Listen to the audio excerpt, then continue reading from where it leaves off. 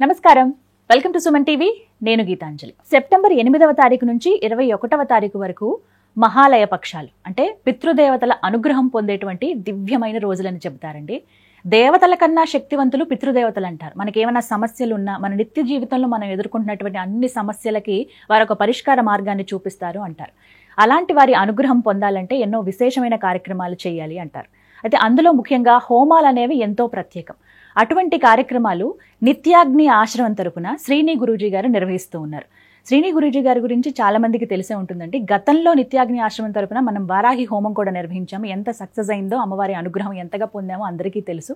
కేవలం ఇవే కాదు, ప్రతి ఏడు కూడా విశేషంగా కార్యక్రమాలు చేస్తూ ఉంటారు. మరి ఈ పితృపక్షాల్లో వారు చేస్తున్నటువంటి కార్యక్రమాలు ఏమిటి, ఎక్కడ చేస్తూ ఉన్నారు, ఎవరెవరు ఆ కార్యక్రమంలో పాల్గొనొచ్చు, వీటన్నిటి వివరాలు ఇప్పుడు గురుగారి మాటల్లో విని తెలుసుకుందాం. మనతో పాటు ఉన్నారు నిత్యాగ్ని ఆశ్రమ నిర్వాహకులు శ్రీని గురూజీ గారు. వారితో మాట్లాడదాం. గురుగారు నమస్కారం అండి.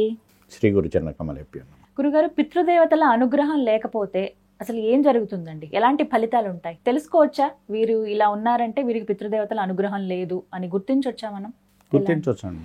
జన్మకుండల్లో మీరు ఎప్పుడైనా గమనించి ఉంటారు, చాలా మందికి పితృదోషం ఉన్నదని, లేదు పితృశాపం ఉన్నదని, లేదు సర్పదోషాలు ఉన్నాయని వినుంటారు కదా. సర్పదోషం కూడా రిలేటెడ్ టు పితృదోషమే. అవునండి.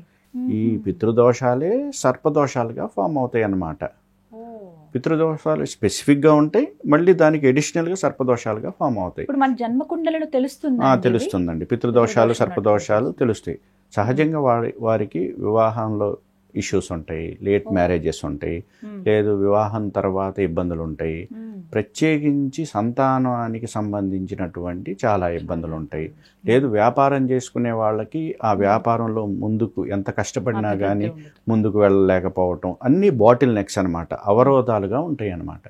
శాస్త్రం ఏం చెప్పిందంటే, మీకు ఎంతైనా పుణ్యం ఉండొచ్చు, మీరు చేసుకున్నటువంటి పుణ్యం, ఆ పుణ్యం యొక్క ఫలాన్ని అనుభవించాలి అని అంటే ఖచ్చితంగా పితృదేవతల యొక్క అనుగ్రహం ఉండాలి. సపోజ్ మీకు 1 కోటి రూపాయలు రావాలని ఉందనుకోండి, దేవత కూడా మీకు అనుగ్రహించింది ఇవ్వటానికి. ఆ దేవత అనుగ్రహించి ఇవ్వటానికి ముందు పితృదేవతల్ని ఒక్కసారి అడిగి తెలుసుకొని ఇతనికి ఇవ్వచ్చా ఇవ్వకూడదా అని కన్ఫర్మ్ చేసుకుంటారు. అదేదో మనం అంటాం కదా, దేవుడు కరుణించిన పూజారి కరుణించదు అని. అంటే పితృదేవతల ఇంపార్టెన్స్ ఆ విధంగా చెప్పబడింది శాస్త్రాల్లో. పితృదేవతల్ని విస్మరించకూడదనమాట. దేవతలను విస్మరించినా కానీ ఇబ్బంది లేదు, కానీ పితృదేవతలను అయితే ఖచ్చితంగా విస్మరించకూడదు. గురుగారు, మరి ఈ పితృదేవతలను పూజించుకునే విధానం కానీ, లేకపోతే ముఖ్యమైన రోజులు కానీ ప్రత్యేకించి ఇలా అంటూ ఉంటాయా? ఎప్పుడెప్పుడు వారిని ఆరాధించాలండి? వాస్తవానికి ప్రతిరోజు పితృయజ్ఞం చేయాలమ్మా. పంచమహాయజ్ఞాల్లో పితృయజ్ఞం ప్రతిరోజు చేయాలి. అలా చేయలేనప్పుడు అమావాస్య తిథి రోజైనా వారి గురించి మనం స్మరణ చేయాలి. తిలతర్పణం కానీ ఇంకా వారికి సంబంధించిన ఏదైనా చేయొచ్చు అనమాట. లేదు వ్యతిపాత యోగం అని వస్తుంది, ఆ రోజైనా చేయొచ్చు. లేదు గ్రహణ సమయాల్లో చేయొచ్చు. లేదు ఇవన్నీ మనం చేయలేకపోయాం అనుకున్నాం అనుకోండి, ఖచ్చితంగా చేయాల్సినటువంటి సమయం అయితే పితృపక్షాలు. పితృపక్షాలు మర్చిపోకూడదు అనమాట. పితృపక్షాలు ఖచ్చితంగా ఆచరించాలి. ఆ పితృపక్షాల్లో కూడా నేను మిస్ అయిపోయానండి తెలియలేదంటే, పితృ అమావాస్య లాస్ట్ రోజు అది మాత్రం మర్చిపోకుండా ఖచ్చితంగా ఆచరించాలి. ఇదొకటి గుర్తుపెట్టుకోవాలి అందరూ. కుదిరితే ప్రతిరోజు ఒకవేళ చేయగలుగుతున్నారు, వాస్తవానికి ప్రతిరోజు చెయ్యాలి. ఒకవేళ అవ్వలేదనుకుంటే ప్రతి నెల వచ్చే అమావాస్యకి వీటికి సమయాలు అంటూ ఏమన్నా ఉంటాయండి? ఈ సమయానికే చేయాలి, ఉదయమా సాయంత్రం? మధ్యాహ్నం పూట మంచిదని శాస్త్రం చెప్పబడింది. మా పితృదేవతలకి మధ్యాహ్నం పూట మంచిదని.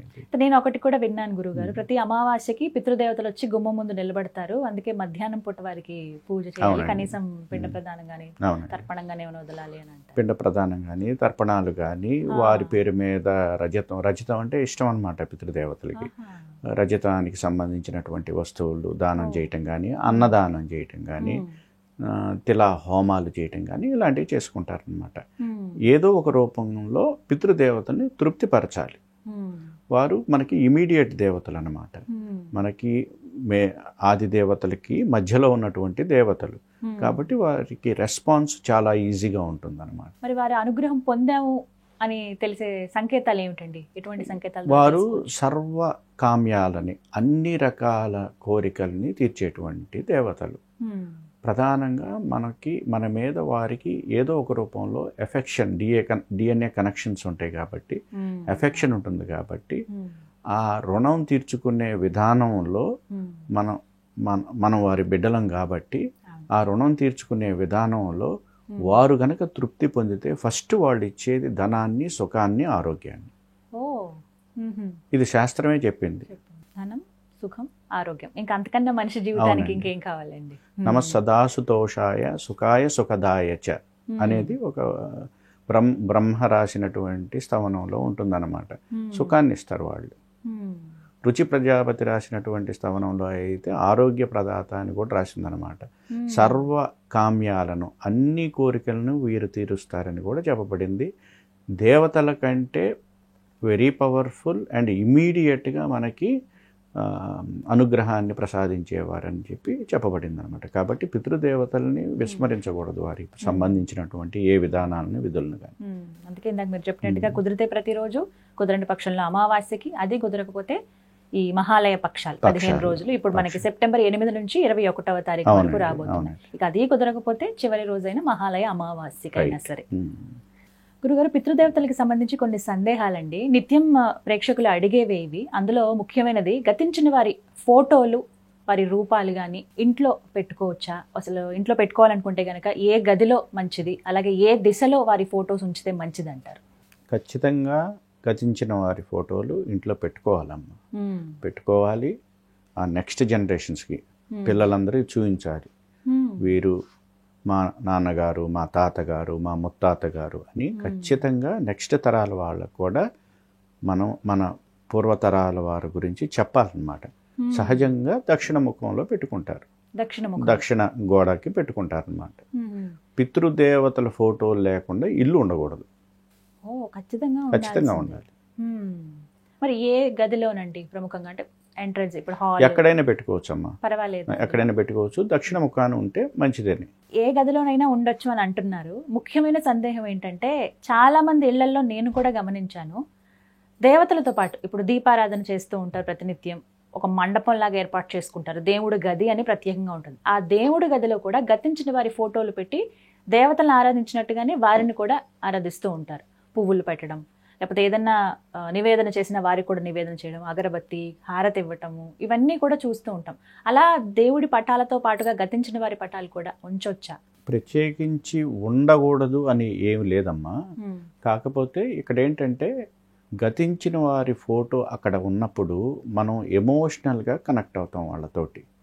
వారి గురించి మనం గుర్తు చేసుకోవటం, వారితో గతంలో జరిగినటువంటి అనుభవాలను గుర్తు చేసుకొని ఎమోషనల్గా ఫీల్ అయ్యి, పూజ గదిలో మనం ఏమి చేయాలనుకుంటున్నామో అది చేయలేకపోతాం అనమాట. దేవత కంటే ఎక్కువ ప్రిఫరెన్స్ ఈ ఫోటో అట్రాక్ట్ చేస్తుంది అనమాట. ఎందుకంటే మనకి వారితో ఎక్స్పీరియన్సెస్ ఉంటాయి కదా, అనుభవాలు ఉంటాయి కదా, అవి గుర్తు చేసుకోవటంలోనే మనము నిమగ్నం అవుతాం అన్నమాట.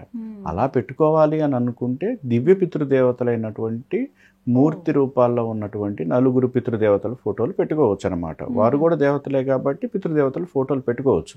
కానీ మన ఇమ్మీడియట్ రిలేషన్, ఇప్పుడు మా అమ్మగారు లేరు, మా అమ్మగారి ఫోటో లక్ష్మీదేవి ఫోటో పక్కన పెట్టుకున్నాను అనుకోండి, నాకు లక్ష్మీదేవి కంటే మా అమ్మగారే బాగా కనెక్ట్ అవుతారనమాట.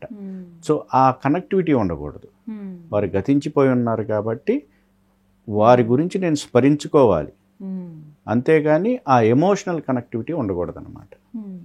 అలాగే అంటే ప్రత్యేకంగా వారిని మాత్రం ప్రత్యేకించి పెట్టుకొని వారికి నమస్కారం చేసుకోవటం, అదేవిధంగా మన పిల్లలకి చూపించుకోవటం, వీరు మా అమ్మగారు అని నేను చెప్పుకున్నప్పుడు వాళ్ళు ఫీల్ అవటం. రేపొద్దున ప్రతి ఒక్కళ్ళ పరిస్థితి అదే కదా, ఆ విధంగా వారు కూడా ఆ సంస్కారాన్ని నెక్స్ట్ జనరేషన్స్ కి తీసుకువెళ్తారు. కొందరు ఇళ్లలో చూస్తాం కదండి, ఎంత గొప్పగా తరతరాల ఫొటోస్ అలా ఉంటాయి. తాతగారండి, ముత్తాతగారు ఇలా ఉండి పాత ఫోటోలు, అసలు అవి అయినా సరే చాలా భద్రపరిచి ఖచ్చితంగా ఉండాలి. ఖచ్చితంగా అలా ఉండాలి.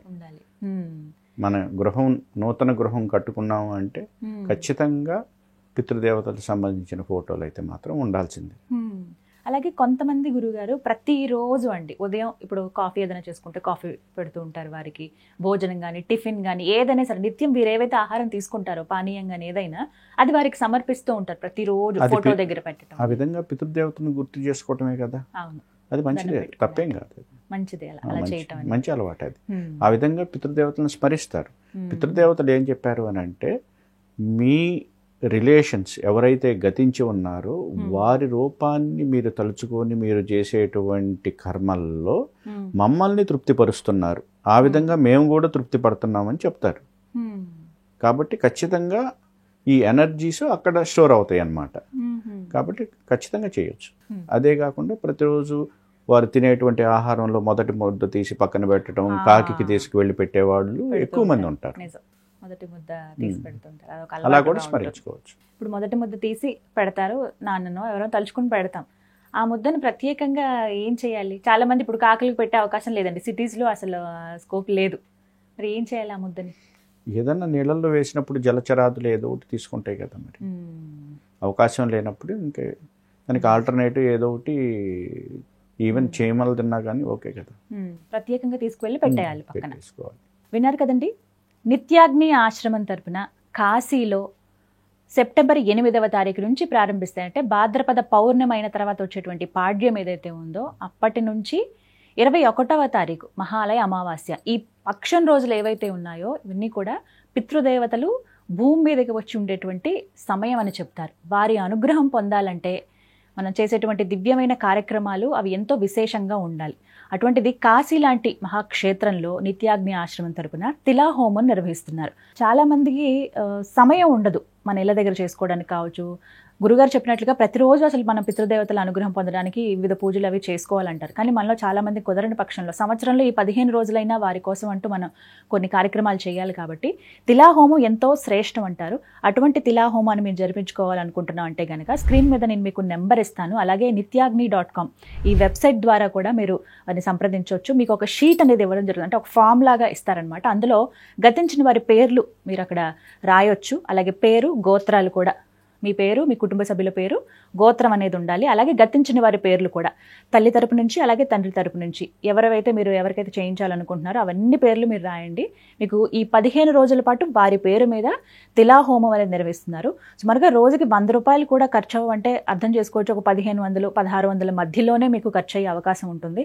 సాధారణంగా మనం బయటికి వెళ్తే ఎక్కడైనా ఒక సినిమాకో లేకపోతే ఎక్కడికైనా వెళ్తే మనం గడిపే ఖర్చు ఇది ఒక 2000 వరకు అవుతుంది. అంతకన్నా తక్కువే అని చెప్పుకోవాలి. రోజుకు ఒక 100 రూపాయలు కూడా ఖర్చు అవ్వదంటే అర్థం చేసుకోండి.